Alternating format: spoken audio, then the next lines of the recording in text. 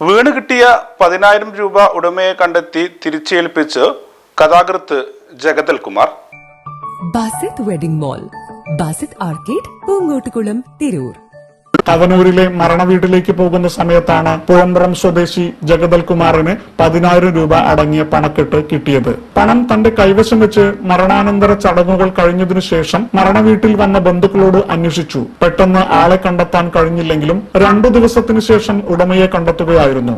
ഉടമ തവനൂർ പുതുപ്പറമ്പിൽ ബീരാൻ ജഗദൽ കുമാർ സെയിൽസ്മാനായി ജോലി ചെയ്യുന്ന പുഴമ്പറത്തെ CP ഓട്ടോ പാർട്സിൽ എത്തി പണം കൈപ്പറ്റി.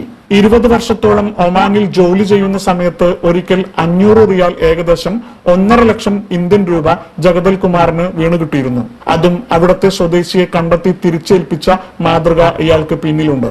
പണം നഷ്ടപ്പെട്ട ബീരാൻ പുഴമ്പുറത്തെത്തി ജഗദൽ കുമാറിൽ നിന്നും പണം നേരിട്ട് സ്വീകരിച്ചു.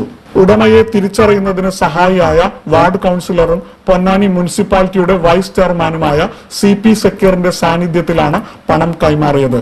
വായനയ്ക്കും എഴുത്തിനും ഒപ്പം നാട്ടിലെ സാമൂഹിക പ്രവർത്തനങ്ങൾക്കും സമയം കണ്ടെത്തുന്ന ജഗദൽ കുമാർ പുഴമ്പ്രം കൃഷ്ണപിള്ള സ്മാരക വായനശാലയുടെ സജീവ പ്രവർത്തകനാണ്. സ്വന്തം വിയർപ്പിന്റെ മണമില്ലാത്ത ഒന്നും തനിക്ക് ആവശ്യമില്ല എന്ന് ഇദ്ദേഹം പറഞ്ഞു.